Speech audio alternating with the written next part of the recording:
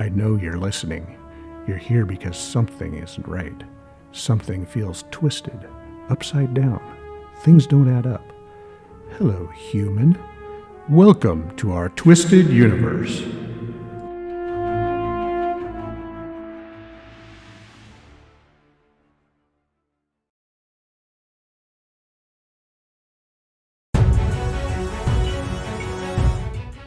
In this episode, we unravel mysteries of the Anunnaki with our very special guest, Bob with Exit the Matrix.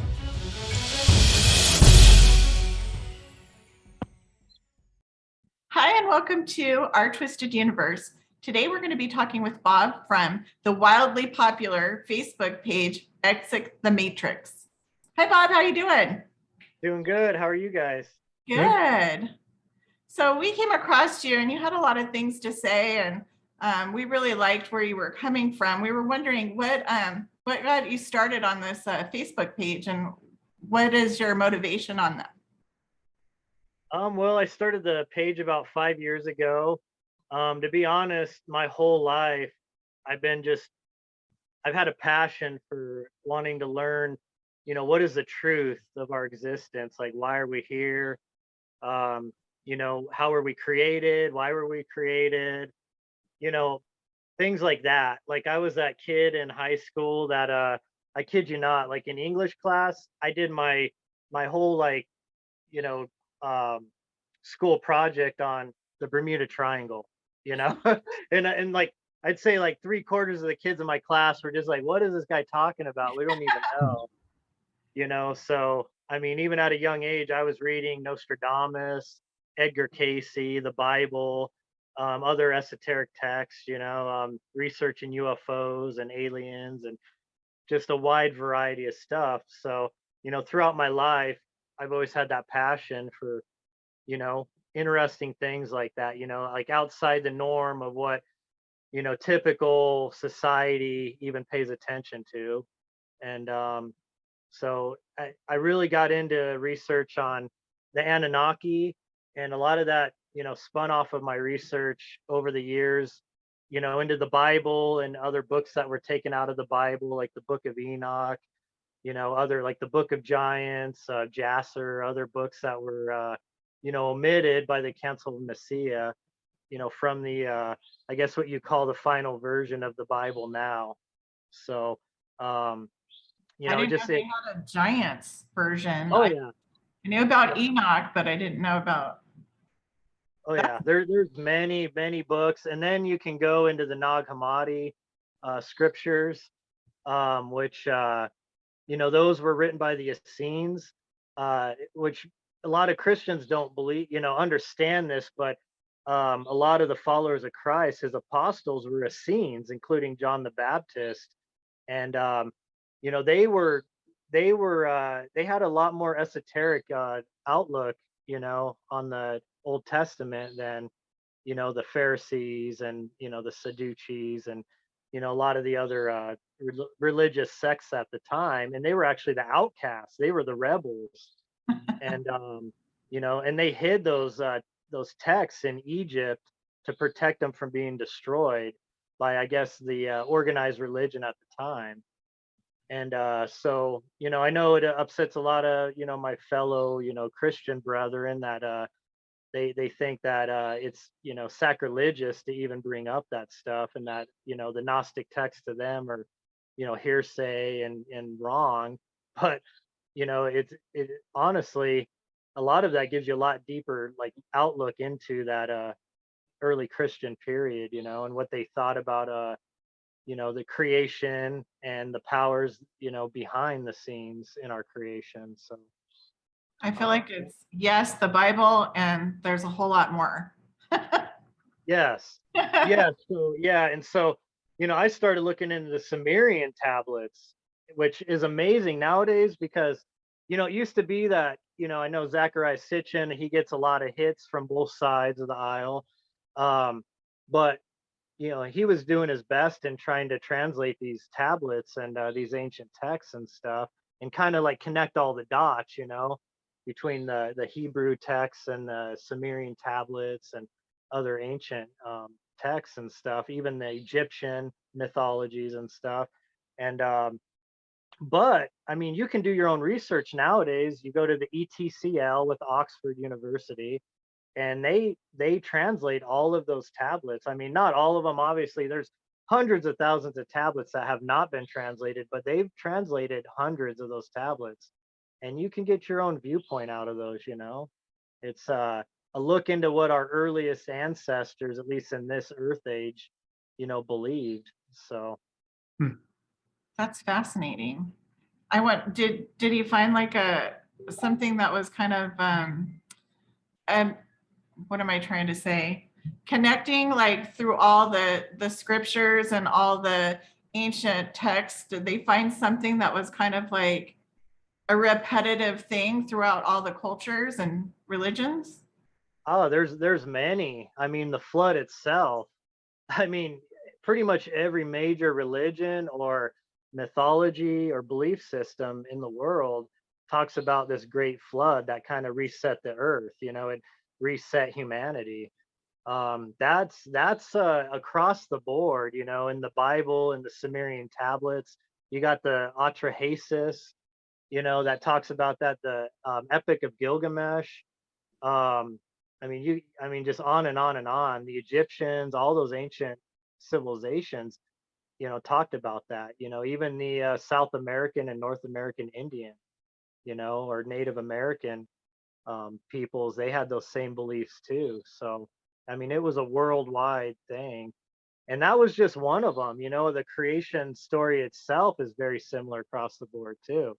But it's like we're given like parts of the puzzle, but we have this big giant puzzle that you have a lot of missing pieces. So Yeah. you really, a lot of people, they zero in on one little part of that puzzle and they think they can get the answers there, but you really have to zoom out and look at it from an overhead view, and you have to, kind of connect the dots, to make the best guess at what reality is, or what the truth was.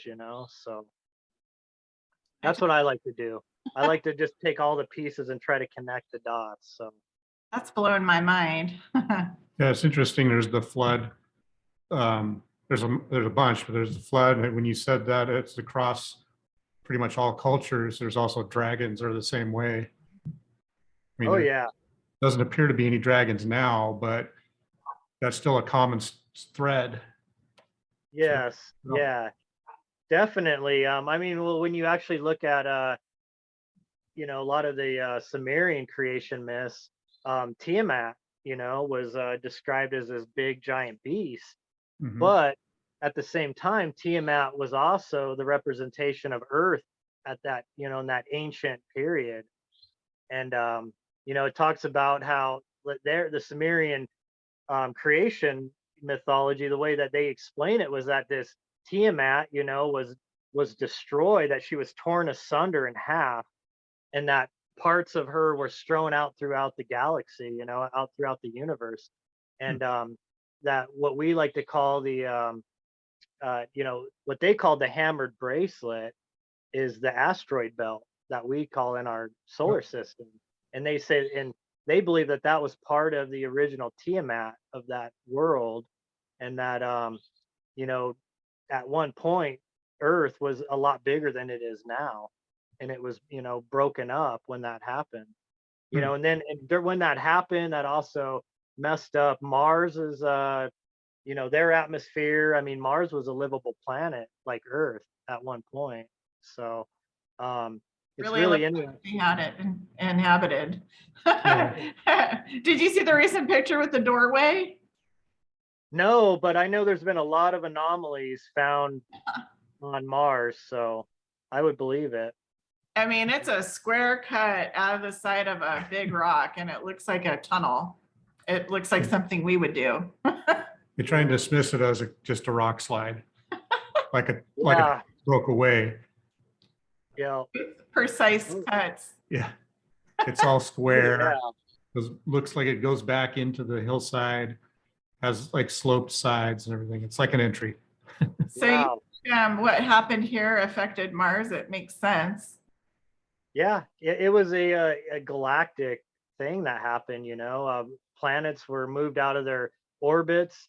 In fact, a lot of people talk about at one point that Saturn was the original sun, and that of course, there's old Saturn warship and everything now, and you got that it escapes my mind, what that geometric shape is on like the pole of Saturn, but um it's mind blowing when you think about it. I mean, that you Yeah. look at they believe in the cube of Saturn and all that, and you look at Mecca where they walk around the black box, the black cube, and it's Yeah. got that rock that that fell to Earth.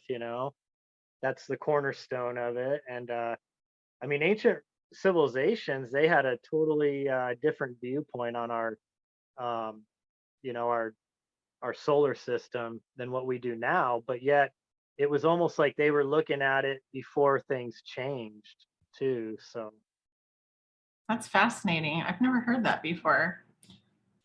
Well, talked a lot about ancient Sumeria. Um, that kind of brings us to the Anunnaki. Who are they? so this is kind of, this might be a little like hard for some people to take, but we are them and they are us. um, we have their DNA. We are a hybridized species that they hybridize. Now, one thing that I want to make clear is that even though they had a hand in the hybridization of of our current human species, um, they are not the creators of all. They're not what you would call God or the source. I like to call the creator of all because that kind of just puts that over all of those titles and everything. Um, but they came here, um, and I don't know like how much it went against maybe like laws of the universe, but they came here and they manipulated living beings on this earth, and they changed the DNA. They genetically modified the DNA of the hominids that were here on the earth at the time. And what really gave humans this extra upgrade was the fact that they actually inserted some of their soul spirit essence into their original modified human beings. So you would call that Adam and Eve. If you actually look at Genesis, you can go right to the King James version. It says, come, let us make man in our image after our likeness. And theologians, they'll try to say, well, that meant God and the Trinity version, in his multiple forms. Mhm. But these gods that actually came here, they were these, I guess the Bible would call them the fallen angels, but the Sumerians called them the Anuna gods or the Anunnaki.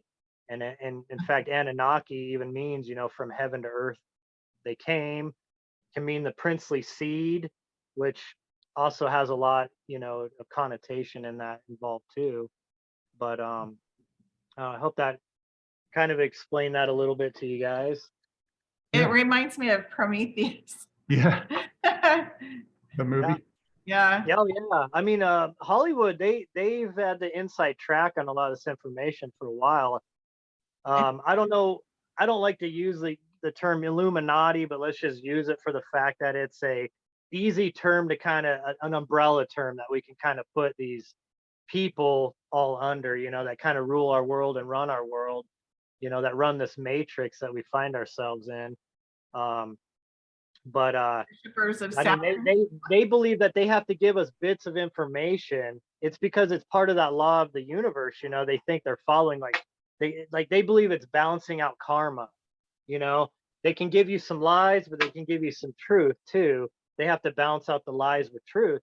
But the way that they give us the truth is not straightforward. They like to just give it to us in little bits and pieces through their systems, which is the media, movies, all of those systems of control over society.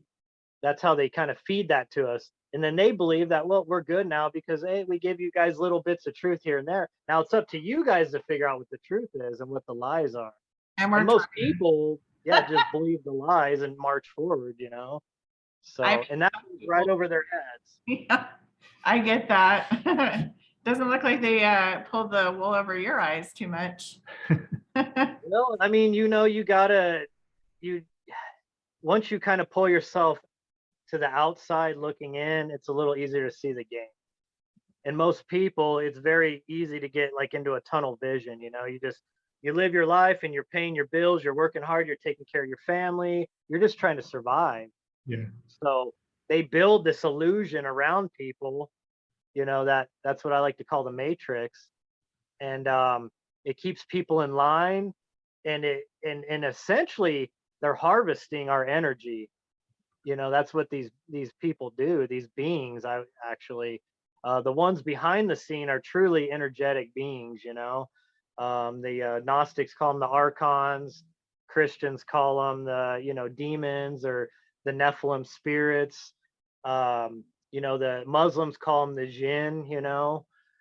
So they go by different names, but you know, there truly are energetic beings that harvest our energy.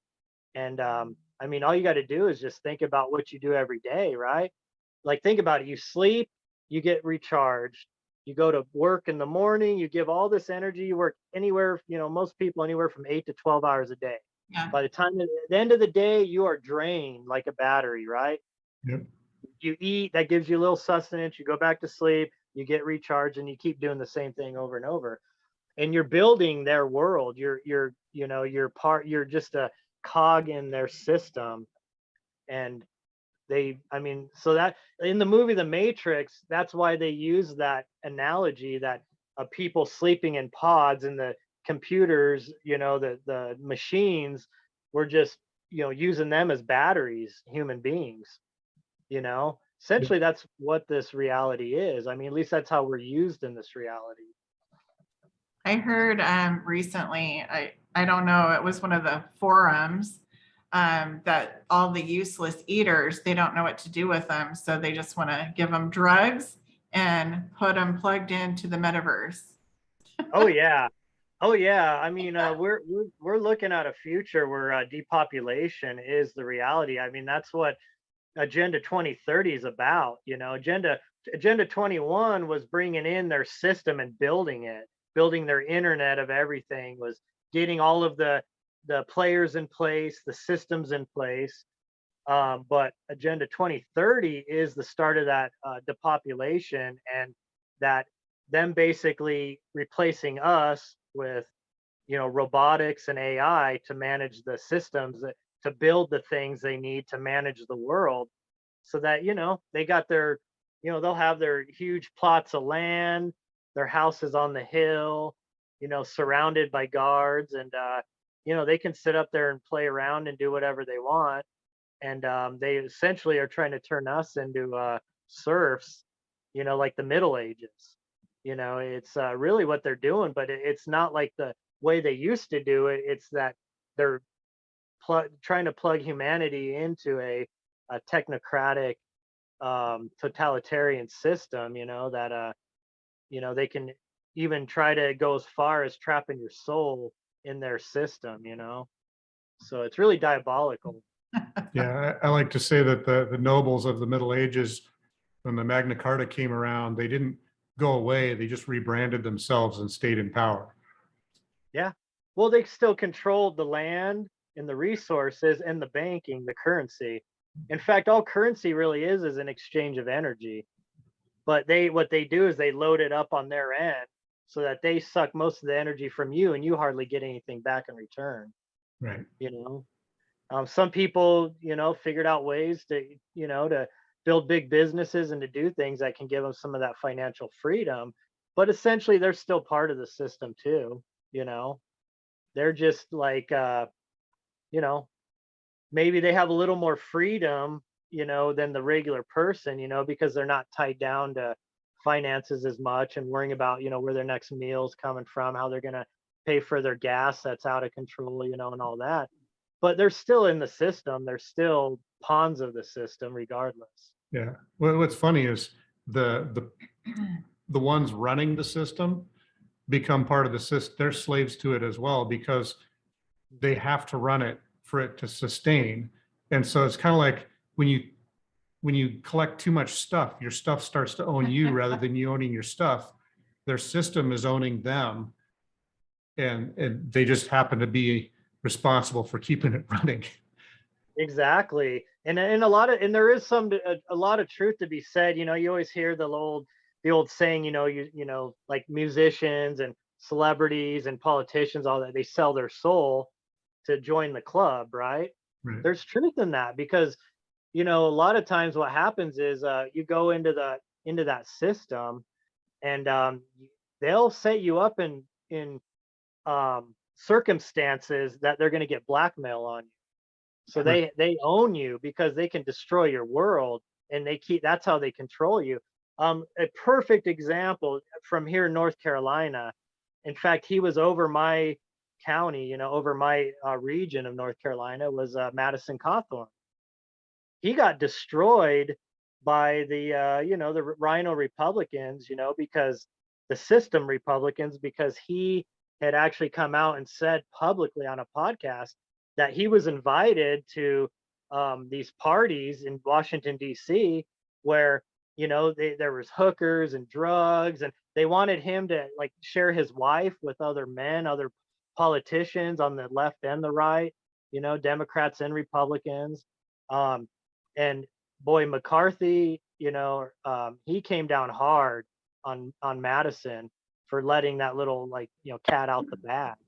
But that's typical in Washington D.C. That's how they get that blackmail on them. You bring them to a party, you get them to do something a little messed up on some drugs, you get them to do some with that they would that could haunt them for the rest of their lives, and that Like you go can to islands. over them. Yep, leverage.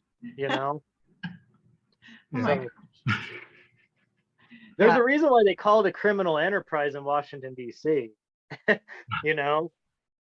Very similar to what the mob does, to other gangs and mafias throughout the world, but it's just more sophisticated, and they play at a higher level, but they're criminals, psychopaths.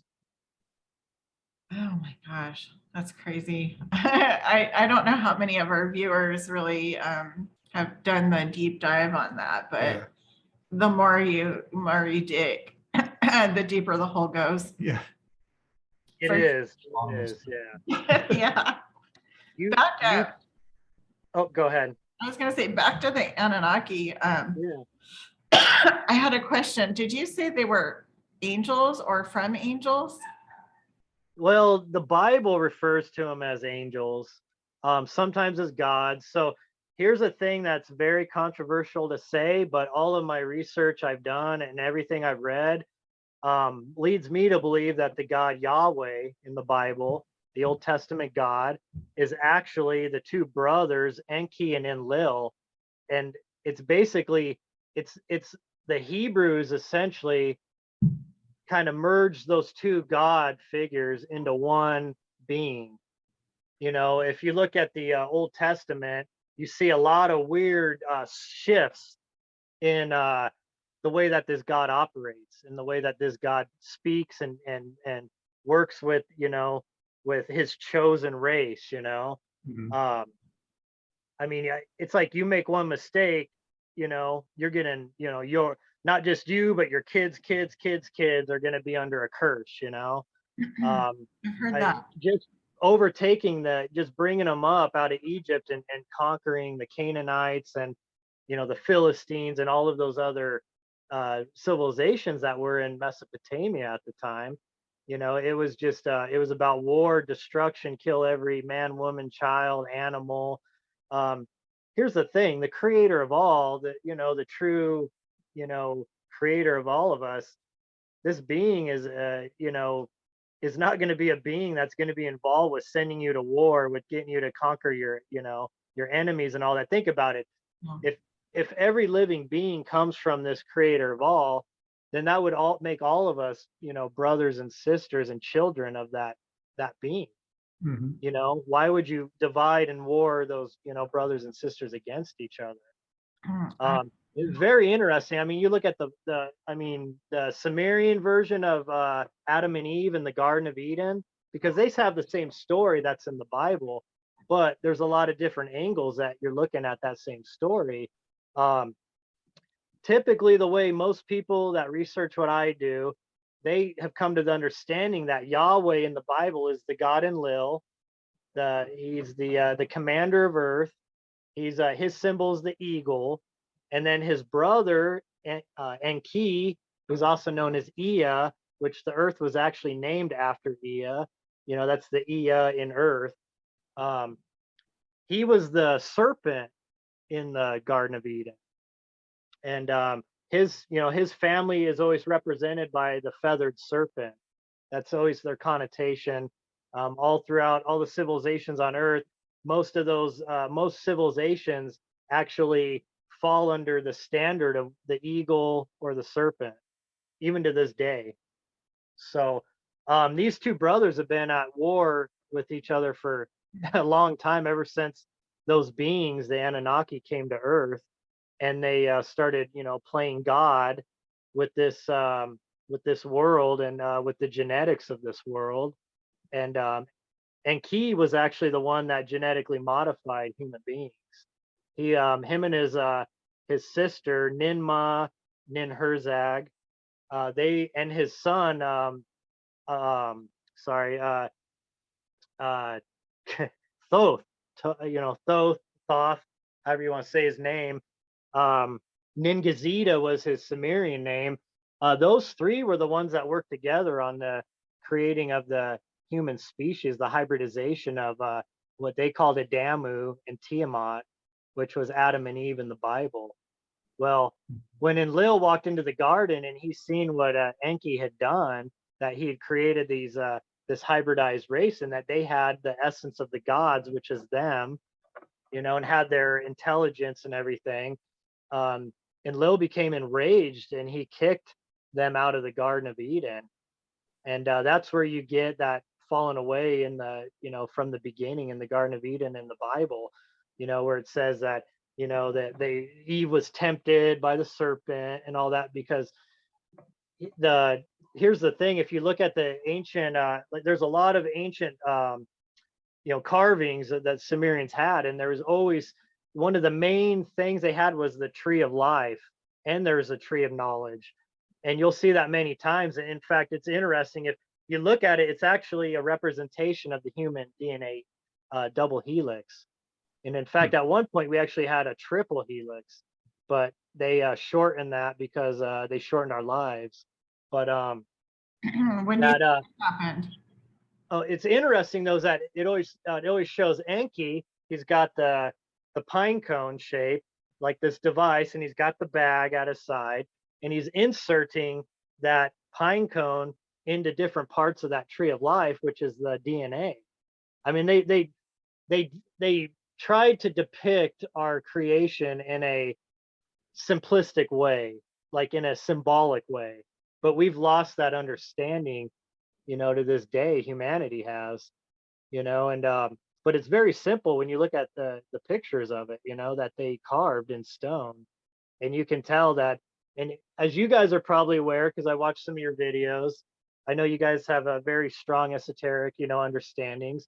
That pine cone, right, represents the pineal gland. Well, that pineal gland is in the middle of your brain. In fact, that's the seat of your soul. That's where your soul connects into this third dimensional construct that we call, this existence. So they, back then they weren't just manipulating our DNA, but they were figuring out how to insert souls into this reality, because you can't just create a soulless clone or a soulless like avatar. It won't do anything. They realized that you had to give it the essence of life, which is that energy, that essence from the creator of all.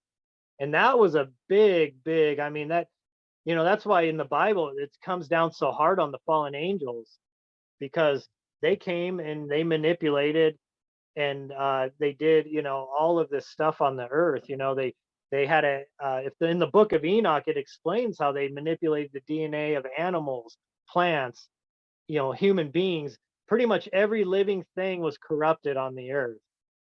And what that really meant was that they genetically modified. You know, they were playing God when they really didn't have the right to do that, you know. But perhaps they did. Perhaps it was all part of the grand plan, you know. For this existence, Yeah. right? Sorry, I know I kind of like went. No, it's mind blowing to hear it. It's fascinating.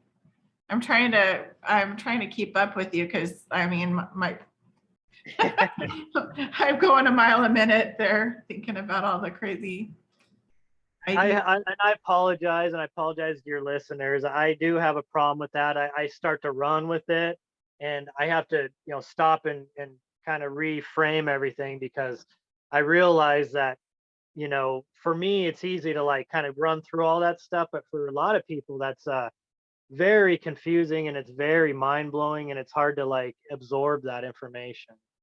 It's So the first time I've ever heard it. I knew a thing or two, but literally a thing or two. This is yeah, fact. I mean, it's fascinating. I mean, it's all written in the stone. It's in those Sumerian tablets, and it's in the Bible. It's in the Book of Enoch. It's in the Nag Hammadi scriptures. It's in the Egyptian mythologies, the Greek mythologies. I mean, there's all of these ancient mythologies that they call mythologies are actually all the same stories, just from different perspectives. Mhm. The beings are all the same. Like I mentioned Ningazida earlier. In fact, there's this very famous vase, this ancient Sumerian vase that has Ningazida on it, and it's really interesting. He's portrayed as a snake, and he's in the DNA, you know, design. And this is on an, you know, a vase that's, you know, like 5,000 years old or so. Um, and because he had a hand in that, and he's also the Egyptian god Thoth. I don't know if you guys have read the Emerald Tablets of Thoth before. I have not, but I've heard them mentioned before. They sound fascinating.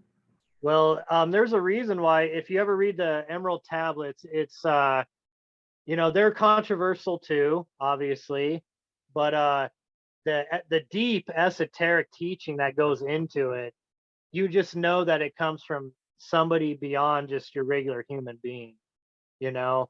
And he was also the god of the Greek god Hermes. So the same god, this same, you know, Anunnaki, Anuna god, has been spoken about and represented in all these ancient mythologies and religions. I mean, I could go on and on about, you know, who Enki is, who Enlil is. You know, Enlil would be like Zeus. Enki was Poseidon because he was also the god of waters, living waters. There's ancient depictions of Enki where he's standing there and you got water flowing over him with fish and stuff because that was one of his representations. You know, was the god of waters of the abyss, in fact. So, you know, you got other players and a lot other Anunnaki. Here's one that is controversial, but it speaks to what, you know, our current world religious, like, you know, one of the major viewpoints in this world is one of the sons of Enlil was Nanar Sin, and his representation is always the crescent moon. Well, Nanar Sin is who the Muslims call Allah, you know, Allah. And you notice how they always have the crescent moon as their symbol. Well, that is they're worshiping one of those Anunnaki Sumerian gods, you know, Nanar Sin. That's who they're worshiping. He was the god over that part of Mesopotamia where Muhammad started, you know, where the belief in Allah came from. I mean, these gods have had their hands in our belief systems and in the control of this world for thousands of years. It's just that at some point they pulled back, and they were actually forced to pull back and allow human beings to basically have, you know, control over the earth, which unfortunately they didn't completely give us that control. They left their agents in positions to run everything. They have their half children, their half human children that were running, you know, all these civilizations that were the kings and queens. Is that And the those, 13 bloodlines? yeah, I mean, Gilgamesh is a perfect example. In the Epic of Gilgamesh, it explains how he's a 1/3 god and 2/3 human. His mother was one of the Anunnaki, and so he was one of these hybridized beings.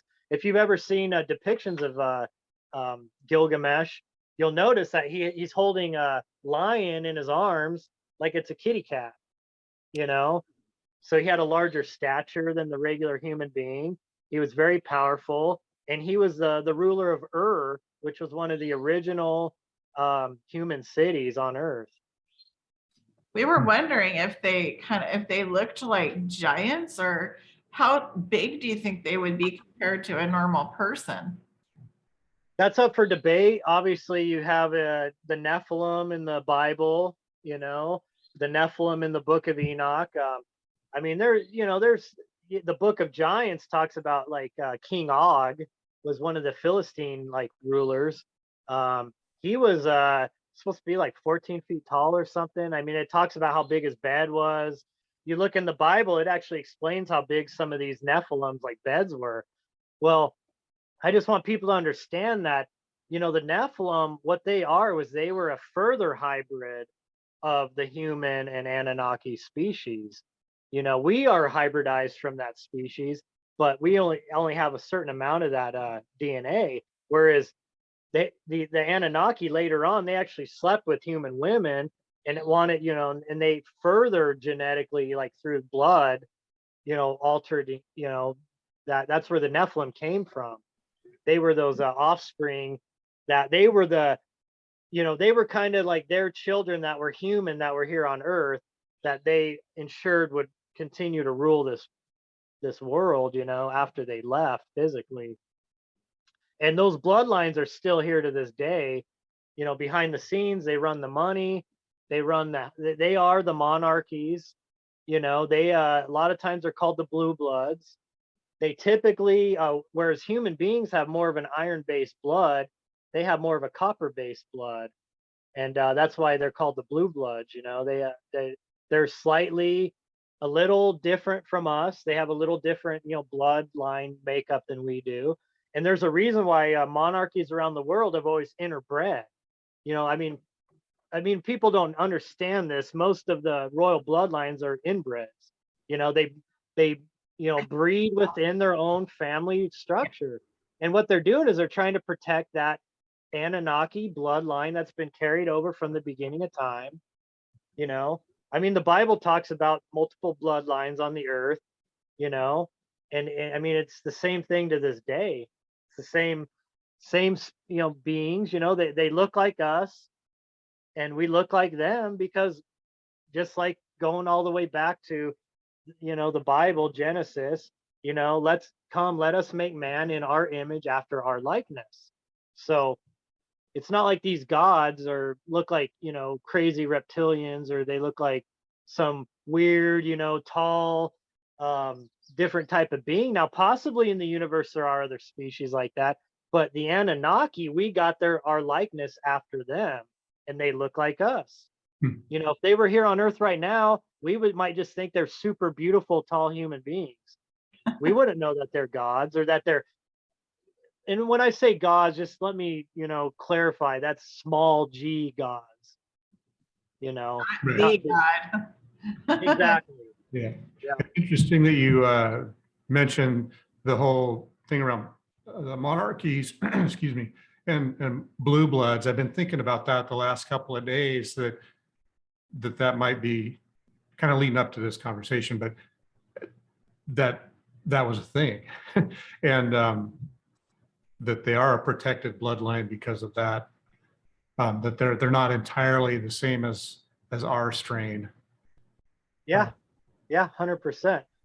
In fact, if you really want to blow your mind, if you want to think I'm, kind of just look a little deeper into where my mind's going with this, look at the Jubilee that they just did for Queen Elizabeth. Mm-hmm. Watch the video on that. I mean, there's literally a tree with DNA going through it, or there's a tree with purple lights and red, because purple is the color that denotes royalty. Right. And then red, is blood.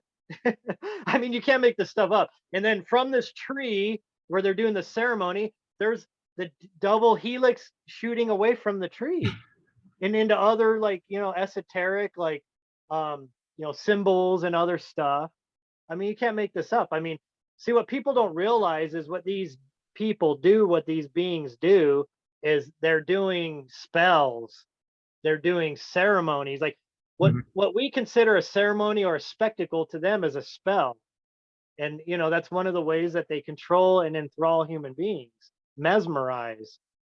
And they People do it to us all the time. in it. Like I bought the Lady Gaga, I forgot what it was called. It was the perfume years ago. Loved Lady Gaga, not anymore. But I bought the perfume and I put it on. I just couldn't wear it.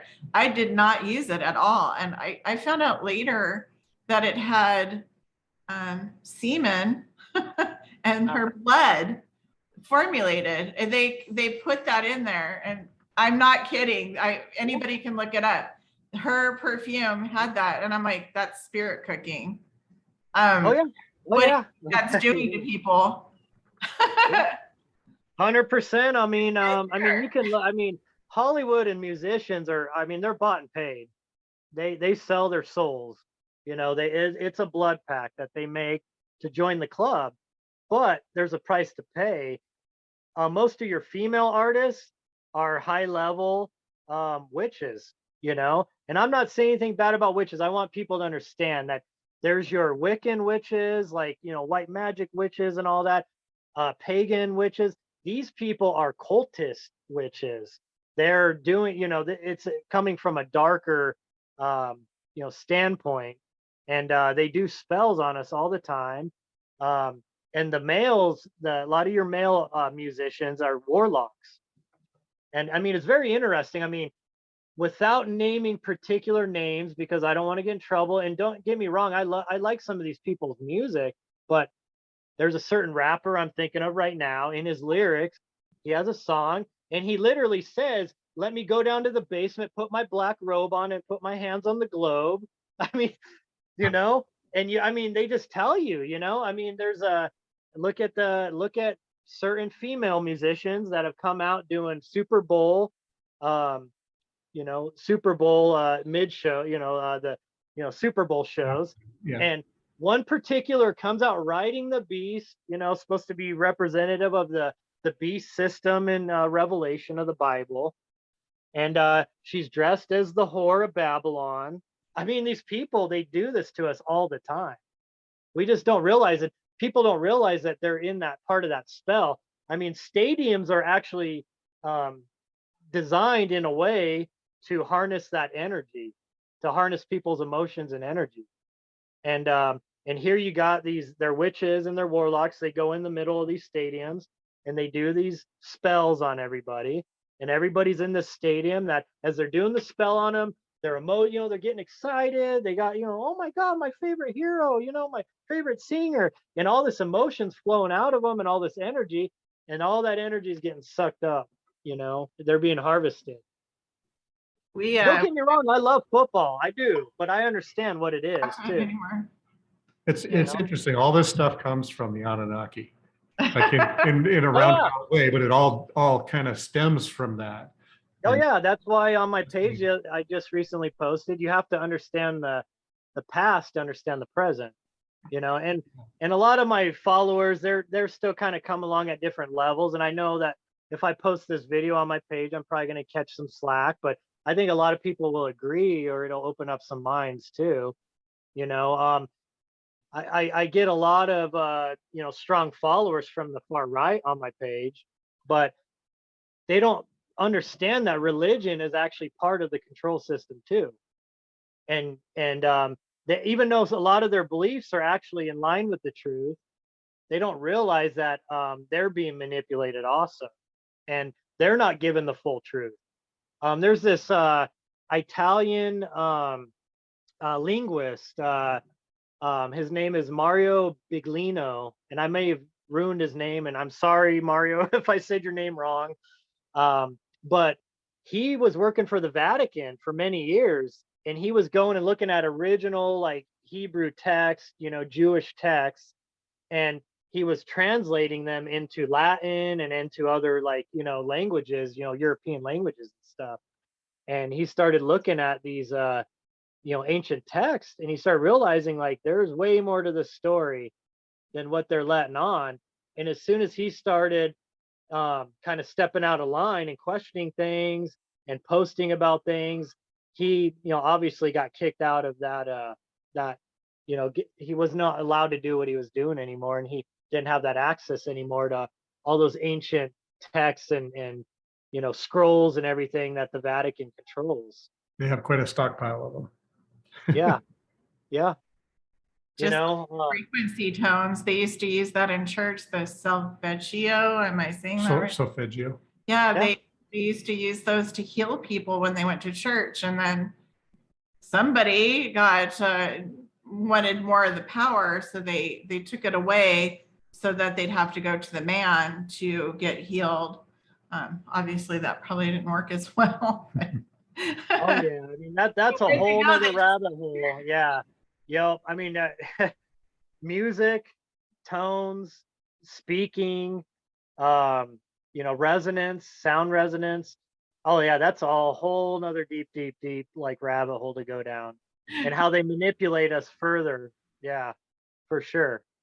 I think we're gonna have to have some more conversations later down on the road. Yeah, definitely. I'm enjoying it. Like, you guys have made it so easy on me. Thank you. I'm like so at ease with you guys. I was so nervous today, I gotta admit, but I took a swim earlier. I had a beer, I just tried to relax, and but you guys have made it very easy to like, speak freely and openly with you guys. And I feel like a lot of what I want to say is coming out pretty easily. So well, we enjoyed speaking with you today. It's been really incredible.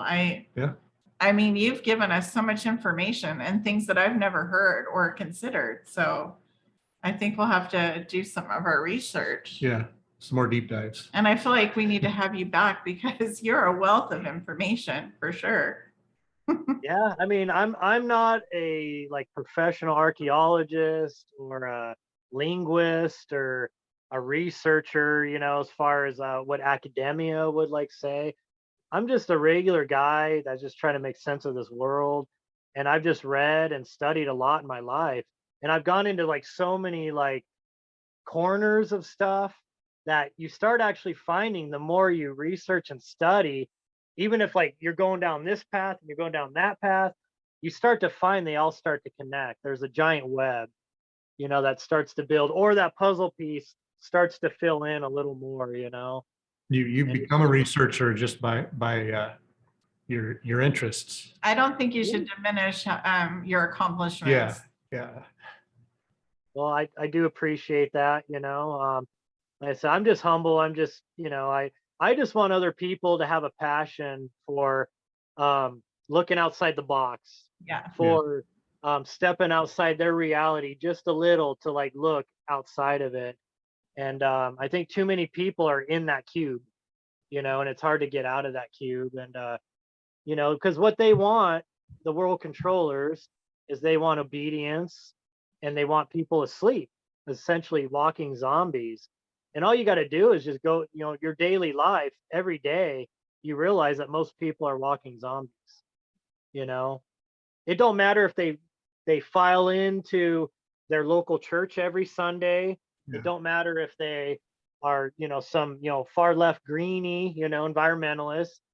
I mean, both of these, people, they have like some truth, but they're so locked in the boxes that they live in that they don't realize that they're missing so much of what's out there. They want an easy button life. It's easy to become complacent and fall into a routine and just coast.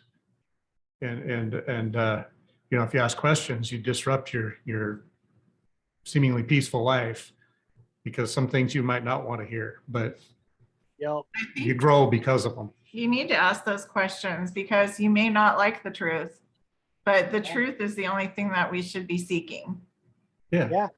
And, two things, if you guys don't mind, we close out. I wanted to mention, these two brothers, Enlil and Enki, and their father's Anu. That's supposed to be like the top level of the Anuna hierarchy.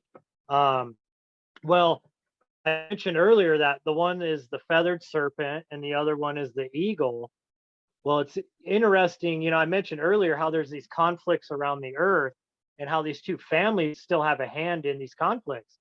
Well, a perfect example, I posted something today, or maybe it was yesterday on my page about, the capital of Aztecs and how when the Spanish came, that they destroyed their capital.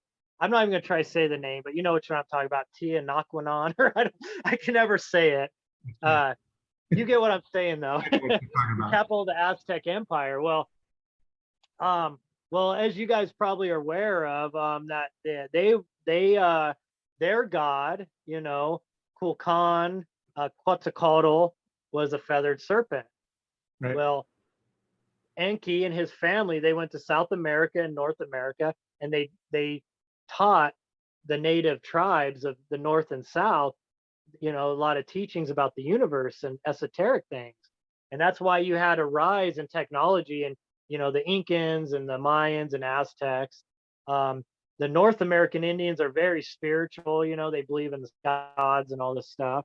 But even within even the North American tribes, you'll actually find more of an influence of enlil, because they tend to go towards the eagle, where the Southern tribes went towards the feathered serpent. But what's interesting is when the Spanish conquered the Aztecs, it was like that brother's armies overcame the armies of the other brother. And you look at the Mexican flag to this day, what does it have? There's an eagle clutching a serpent in its talons, like it conquered the serpent. Right. And then you look at what's going on right now on the earth with a lot of conflicts. You look at there's becoming a soon battle, more than likely, or at least a major conflict between the armies of the East, the Chinese. Well, who's the Chinese represented by? The dragon, the serpent, the dragon, same thing. See, they have their New Year festivals and all that. They have this long dragon that looks like a snake with wings, and I mean that's, like I said, it's a feathered in serpent. America, in the Western world, are represented by typically the eagle. So I mean, so these wars of the gods are still playing out today. That is a trip. I didn't even think about that. I have plenty of homework lessons to work on now for this.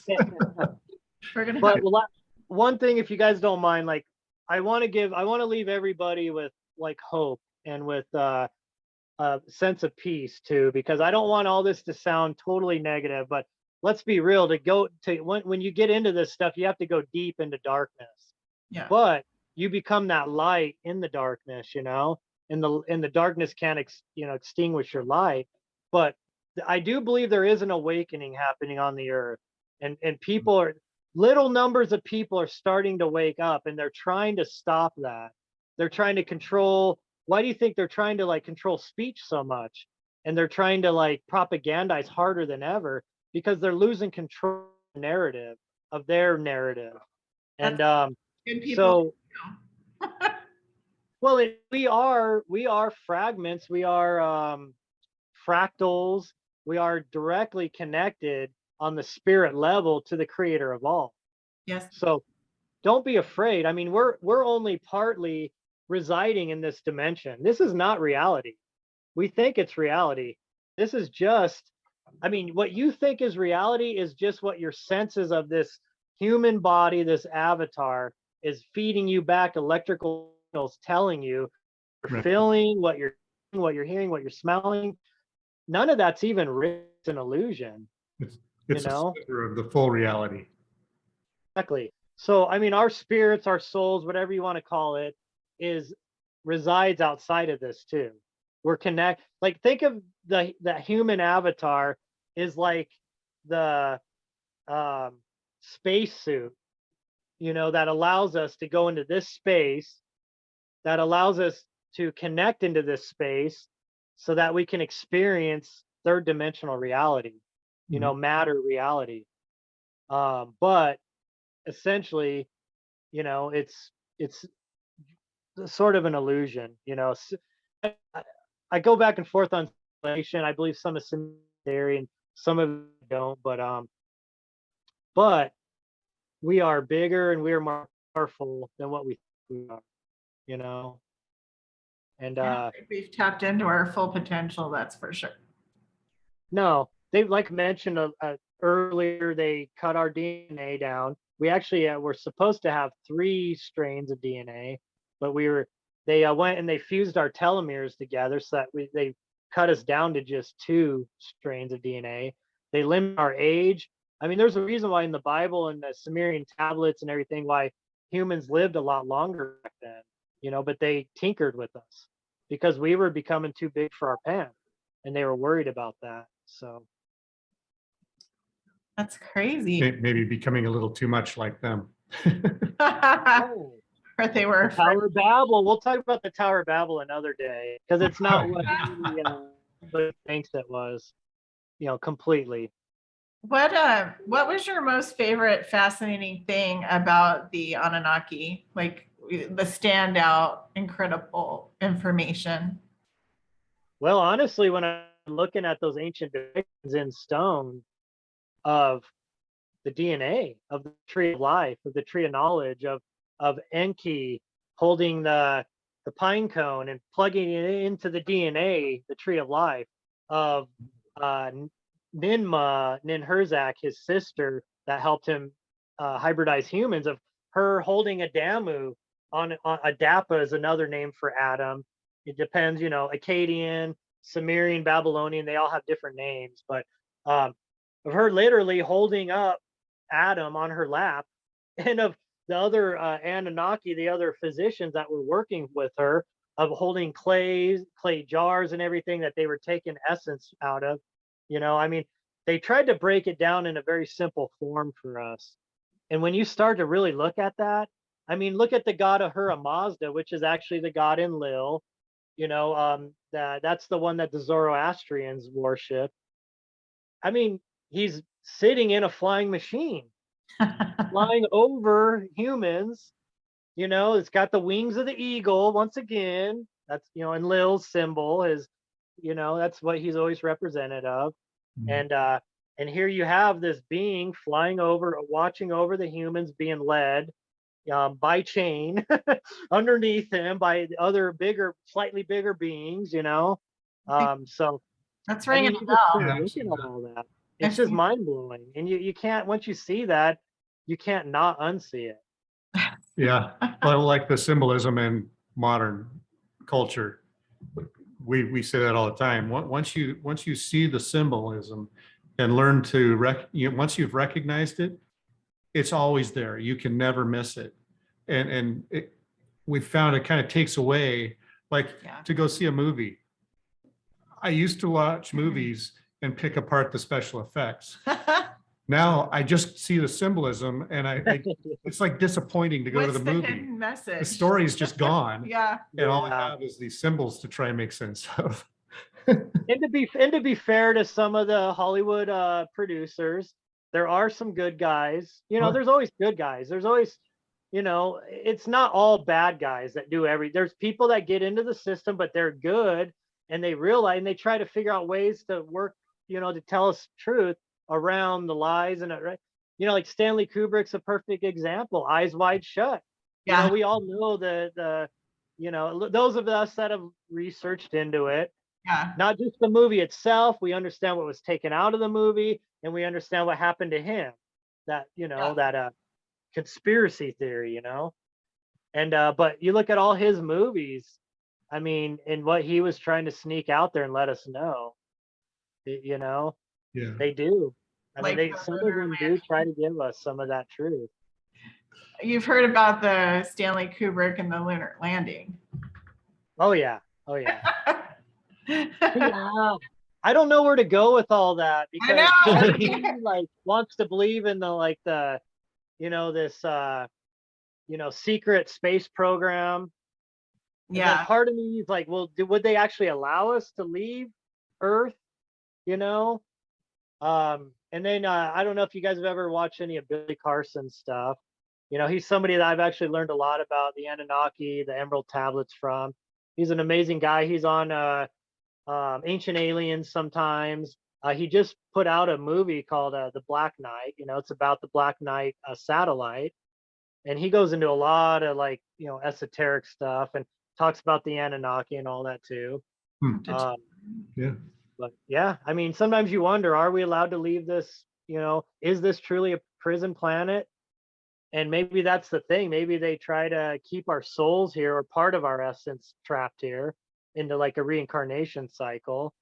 And maybe we're not allowed to leave it. I don't know, but maybe we do. Maybe there are secret space programs and we are already have the ability to fly to other, planets and other dimensions and other things, I don't know.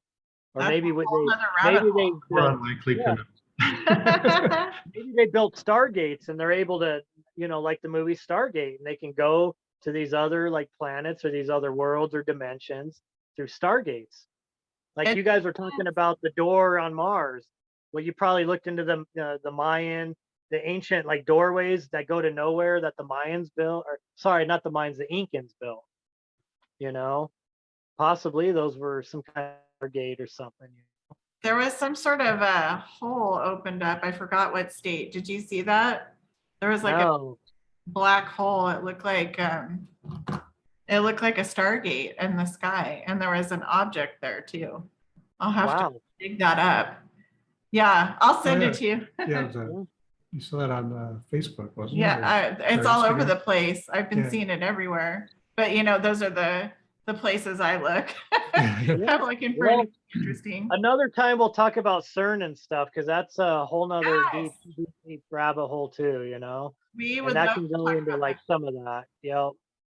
That would be amazing. So I know that a lot of our listeners are going to want to get in contact with you. What's the best way to track you down and be connected? Honestly, just right now my main platform. I have a couple other little platforms that I really haven't done much with because they're outside of Facebook and some of the main ones, and I just don't get the reach, or it's not worth my energy to put a lot into it. But Facebook is the main place you'll find me. Just look up Exit the Matrix with capital E, capital T, and capital M, all separate words. And that should take you right to my page. And all you got to do is like and follow the page. And then that way you can start, getting some of the tidbits and information that I put out there. I just wanted to say goodbye and thank you so much for joining us today. We really enjoyed having you on our show, and we hope that everybody goes and checks out Exit the Matrix on Facebook. I'm sure Bob's going to be putting out a lot of great content for you. Yeah, it's a wealth of information today. Yes. Thank you very much. Yeah, definitely. Thank you guys for reaching out to me and, just being so awesome and inviting and, and giving me this platform to kind of go into a little more depth than maybe I do typically on my page, because a video, you can just way more information than you can do on some, memes and everything, so. Absolutely. Well, thank you, Bob. We'll talk to you soon. Yeah. Guys. Thank you for watching.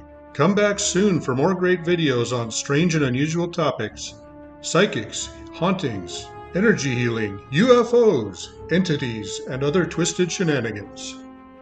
Keep listening for a short clearing prayer.